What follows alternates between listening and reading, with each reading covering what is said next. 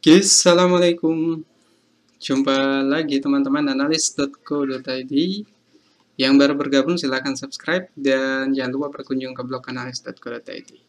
Jadi pada kesempatan kali ini teman-teman kita akan bahas terkait soal saham JPFA. Jadi saham JPFA ini atau yang kita kenal dengan Java Confit Indonesia adalah salah satu saham ayam atau saham pakan ayam. Jadi kalau kita lihat sekarang ini harga sahamnya bisa kita katakan turun kurang lebih hampir lebih dari 50% dari harga biasanya teman-teman. Nah kita akan lihat kinerja saham JPFA atau saham Java ini seperti apa. Nah kita lihat dari sisi ini saya rubah model tampilannya teman-teman, jadi biar ada sedikit variasi. Jadi kalau kita lihat total laba bersih Java untuk tahun 2019 itu 1,7. Itu sebenarnya turun dibanding dengan tahun 2018 sebelumnya, dengan penjualan netonya atau net sales-nya itu 36,7 triliun lebih. Ini dari sisi penjualan sebenarnya naik, hanya saja karena harga pokok penjualannya itu yang cukup tinggi saat ini sehingga mengerus banyak laba dari JVFA. Nah inilah yang kemudian menyebabkan total laba bersihnya itu tetap turun sekalipun penjualannya naik. Nah kalau kita lihat dari sisi hitung-hitungan aman tidak sih perusahaan ini? Sebenarnya kalau kita lihat dari sisi kas dan setara kasnya, kita bandingkan dengan total aset lancarnya, dengan kata lain, kalau seandainya perusahaan ini harus dilikuidasi, maka kita lihat dari sisi aset lancarnya, di mana kas ini adalah dana yang paling mudah ditarik ketika perusahaan harus membayar kewajibannya dari sisi aset lancarnya, sehingga kita kalau menghitung rasio kasnya itu hanya 0,13 kali atau kurang lebih 13% dari total aset lancarnya teman-teman. Nah ini sebenarnya terlihat kurang menarik kalau dari sisi ini, tapi kita tidak bisa menjadikan ini sebagai acuan dasarnya karena kita harus melihat pertimbangan-pertimbangan lain. Nah kalau kita lihat dari sisi utangnya misalnya, total liabilitas ini 13,7 triliun, sedangkan total ekuitasnya hanya 10,7 triliun. Dengan kata lain, kalau misalnya perusahaan bermasalah dan kemudian harus dilikuidasi, maka si pihak perusahaan ini tidak akan sanggup membayar semua kewajibannya karena jauh lebih tinggi liabilitasnya daripada ekuitasnya.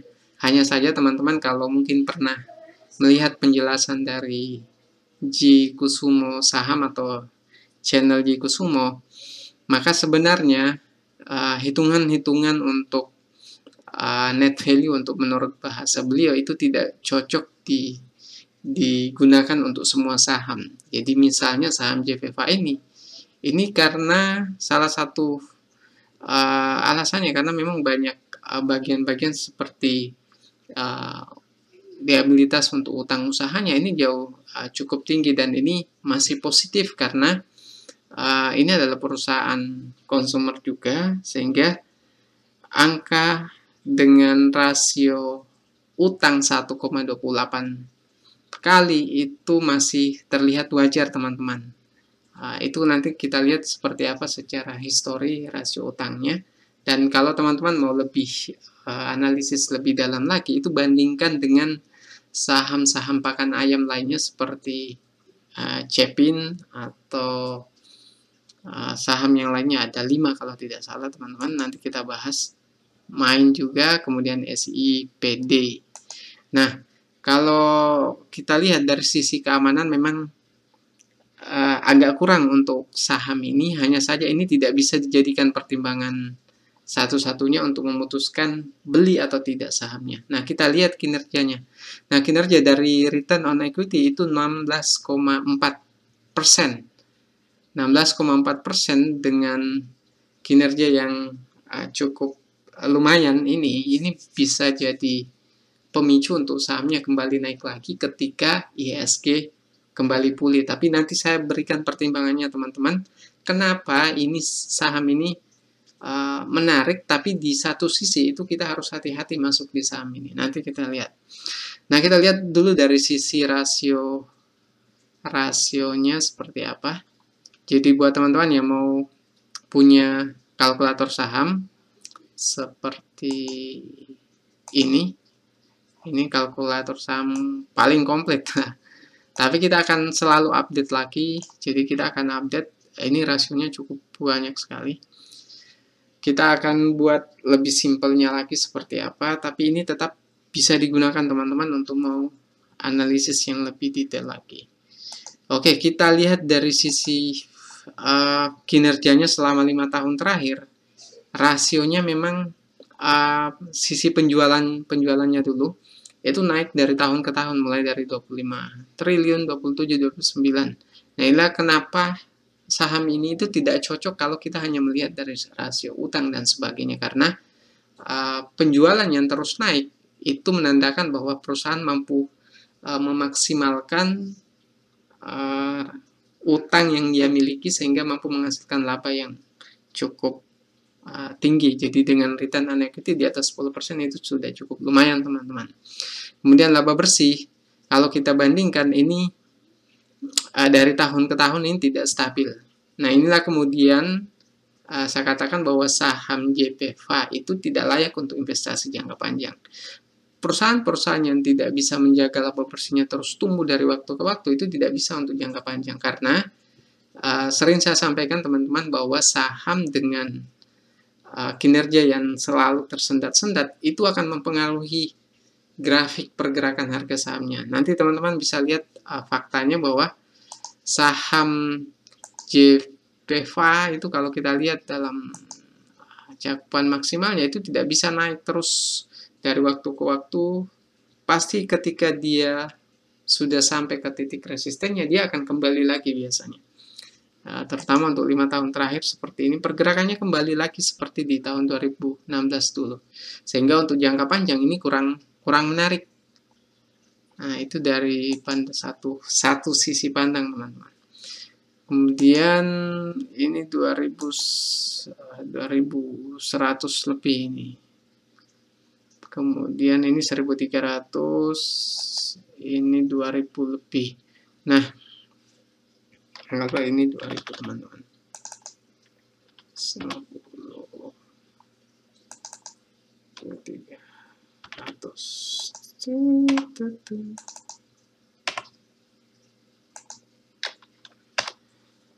Oke, return on equity itu otomatis akan menyesuaikan dengan perolehan laba bersihnya, sekalipun tidak selamanya seperti itu. Kalau dia turun, otomatis return on equity akan turun juga. Nah, itu yang akan mempengaruhi pergerakan harga sahamnya. Nah, kita tidak akan cukup mendapat informasi soal analisis saham JPFA atau analisa fundamental saham JPFA kalau kita tidak membandingkan dengan saham di sektor yang sama teman-teman. Dari sisi valuasi dengan PBV 1,0 ini jelas cukup terdiskon, mengingat saham ini biasanya dihargai di atas 1,5 teman-teman. 1,5, 1,6, bahkan bisa sampai 2, sekian kali kalau dia dalam posisi sedang uptrend teman-teman. Nah, kita akan lihat bandingkan dengan, nah ini ada 5 perusahaan sebenarnya, tapi yang satu kita tidak masukkan karena dia ada di harga paling rendahnya Rp50 dan hampir tidak bergerak. Nah, kita gunakan saja di 4 perusahaan ini. Java Comfit Indonesia dengan harga 940 itu saya kira murah karena kita mengingat dari sisi return on equity itu di atas 10%. Kemudian kita bandingkan 2018 memang turun, di mana labanya memang laba bersihnya turun, sekalipun penjualannya ini tetap naik. Kalau kita bandingkan dengan Cepin atau Charon Pokka Pen Indonesia, itu dengan valuasi 3,3 kali, itu sebenarnya hampir sama penurunannya. Karena secara histori return on equity-nya memang selalu di atas 15%.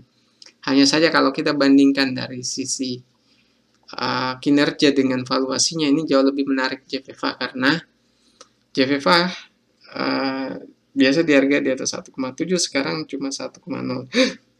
Kalau Cepin ini masalahnya bukan karena kinerjanya tidak baik, tapi dari sisi penurunannya yang tidak terlalu tajam sebenarnya. Kalau dia bisa masuk di harga 3.000-an ke atas, itu jauh lebih menarik lagi teman-teman. Karena sekalipun dengan misalnya PBV 2 kali, itu masih jauh lebih menarik Cepin daripada JVFA. Hanya saja kalau dari sisi ini, yang saat ini yang terjadi dengan harga 4.300, JVFA jauh lebih menarik karena terlebih mungkin bagi investor saham pemula harga 940 itu jauh lebih murah menurut mereka. Tapi sebenarnya sama saja, dan sisi penurunannya juga sama sebenarnya. Dengan harga rata-rata dengan PBV di atas 5 kali itu sangat wajar kalau kita katakan bahwa harga ini, harga diskonnya sebenarnya dengan PBV 3,3. Tapi teman-teman juga harus tahu bahwa ada kendala besar di perusahaan-perusahaan pakan ayam ini, di mana saya perlu sampaikan teman-teman, kalau kita melihat kinerja kuartal 4 2019 ini tidak bisa serta-merta mewakili bahwa perusahaan ini sebenarnya layak untuk investasi.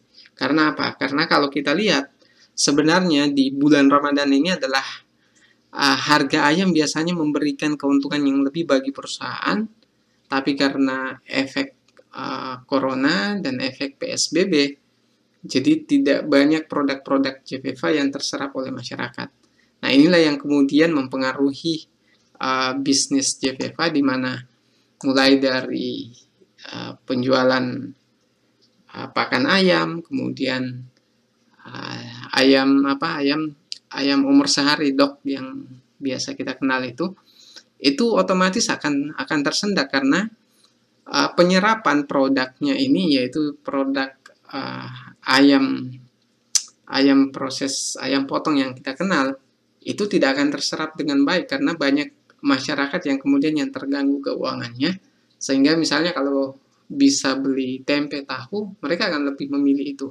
Nah, inilah yang kemudian saya katakan teman-teman, kalau mau masuk di saham JVFA, Cepin, dan sebagainya, harus hati-hati di kuartal 2, 3, dan 4 nantinya itu akan menjawab bagaimana kondisi perusahaan sebenarnya sanggup bertahan atau tidak. Karena di bulan Ramadan ini sebenarnya akan laporan keuangannya akan terbaca di kuartal 2, 3, dan 4. Karena harusnya penjualannya naik di bulan ini, tapi tidak terjadi karena faktor wabah ini, wabah virus corona, sehingga kalau teman-teman mau masuk di sini maka harus hati-hati.